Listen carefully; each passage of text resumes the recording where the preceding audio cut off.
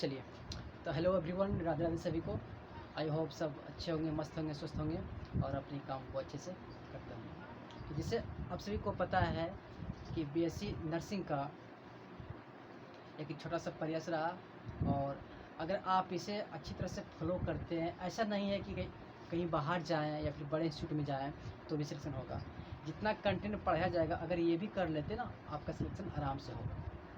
तो आज हम बात क्या करेंगे? तो आज बात करेंगे क्या, बेसिकली आज आपका मानव स्वास्थ्य एवं रोग, ये चैप्टर है जो कि क्लास 12th का है।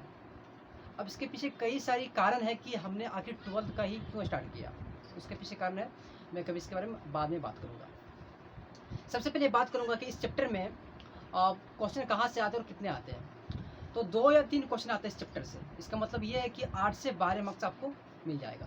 अगर आप इस चैप्टर को एनसीईआरटी प्लस जितना हम पढ़ाते हैं, जितना हम पीवाईक्यू कराएंगे, जितने सारे क्वेश्चन कराएंगे, अगर आप इतना कर लेते हैं, मोर देन सफिशिएंट है इस एग्जाम को निकालने के लिए। तो आइए शुरू करते हैं। बेसिक हम आज करेंगे क्या, बेसिकली आज हम इंट्रोडक्शन करेंगे इस चैप्टर का कि हमें पढ़ने क्या क्या है और किस प्रकार से मूव करना है। तो आप देख सकते हैं क्या इस चैप्टर में है क्या, मुख्यतः मानव स्वास्थ्य एवं रोग। सबसे पहले स्वास्थ्य से लेकर के बहुत सारी जानकारियाँ प्राप्त करेंगे। हमारी स्वस्थ होने पर क्या होगा, स्वास्थ्य का खराब होने का कंडीशन, कारण, एनीथिंग, बहुत सारी चीज़ें होगी, है ना। फिर इसमें ढेर सारी बीमारी का डिस्कस करेंगे, जहाँ से डायरेक्ट क्वेश्चन आपका बिहार बीएससी नर्सिंग पूछती है। चलिए, तो बात करते हैं आज क्या,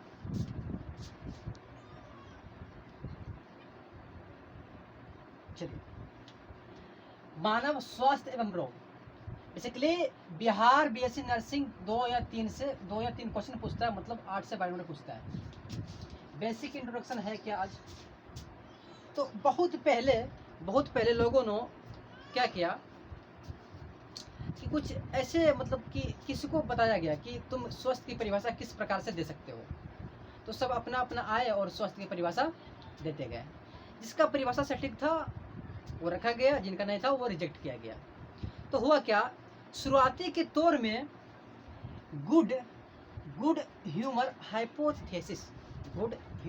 हाइपोथेसिस, इसके अंतर्गत 2 बड़ी सिस्टम आई। एक का नाम क्या है, एक का नाम था हिपोक्रेटस। इस सिस्टम में बेसिकली 2 आपके साइंटिस्ट थे। पहला था हिपोक्रेटस, दूसरा था आयुर्वेदा सिस्टम।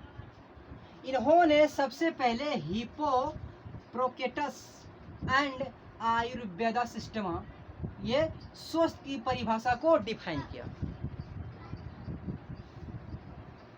क्या डिफाइन किया, स्वास्थ्य की परिभाषा को डिफाइन किया इन्होंने। 2 सिस्टम में थी, क्या थी,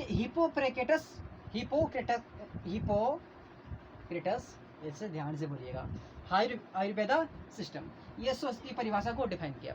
तो सबसे पहले इन्होंने किस प्रकार को डिफाइन किया और इनकी परिभाषा कितनी मायने है।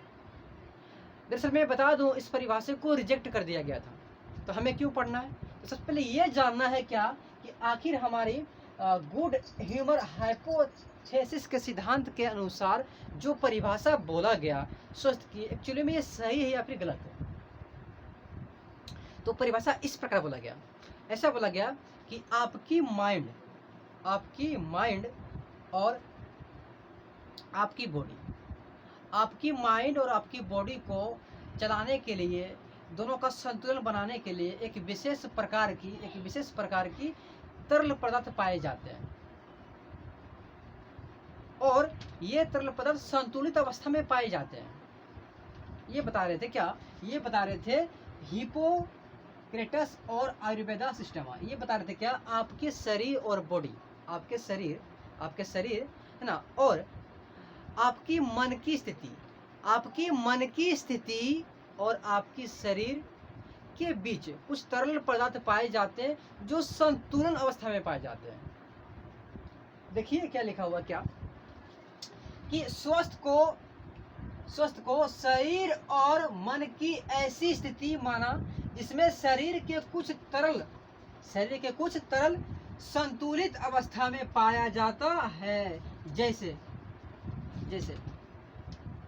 जैसे में क्या, आपके शरीर में ब्लड है, ये भी संतुलित अवस्था में पाया जाना चाहिए।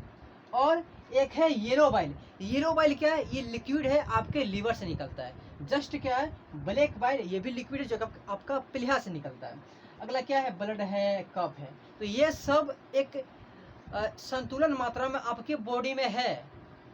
तो आपकी मन की स्थिति और आपकी बॉडी की स्थिति को संतुलन बनाने में, बैलेंस रखने में काफ़ी मदद करेगा। इसलिए पहले का रिगार्डिंग के अनुसार परिभाषा ये थी क्या, कि स्वास्थ्य को शरीर और मन की ऐसी स्थिति माना जिसमें शरीर के कुछ तरल का संतुलन अवस्था में पाया जाता है, जैसे कि ब्लैक, जैसे कि yellow bile, black bile, blood. एक मिनट में सर्च रिकेप हो जाएगी। तो गुड ह्यूमर हाइपोथेसिस का सिद्धांत किसने दिया था? तो हिप्पोक्रेटस और आयुर्वेदा सिस्टम। चलिए, आयुर्वेदा सिस्टम और हिप्पोक्रेटस का क्या कहना था? इसका कहना था क्या, कि आपकी जो शरीर ना, आपकी शरीर और आपकी मन, ये दोनों की स्थिति को बैलेंस करने के लिए आपके शरीर में कुछ लिक्विड पदार्थ हैं। आप सभी को पता है, ब्लड है तो हम जिंदा है। तो उसी प्रकार से अगर आपके अंदर संतुलित अवस्था में है तो सही है।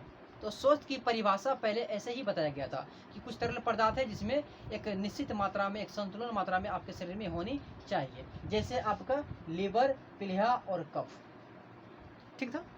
चलिए, अब इसके बारे में आगे की क्या बात किया गया, तो आगे के बारे में वो खूबसूरत और बेहतरीन लाइन बोला गया, और इसे हम आगे चल करके काफ़ी ज़्यादा डिटेल समझेंगे। तो बस छोटी सी वीडियो आज यहीं तक रखते हैं, फिर नेक्स्ट वीडियो आपके पास कुछ देर में पहुंचेगी। तो सभी को राधे राधे, चीज़ों को समझिए, नोट्स बनाइए, इसका PDF या इसका नोट्स हम खुद ही भेजेंगे। चलिए, मेहनत कीजिए और दिखाई करके जो कहता ना कि तुम कुछ नहीं कर पाओगे। चलिए, सभी को राधे राधे और मिलते हैं फिर नेक्स्ट वीडियो में।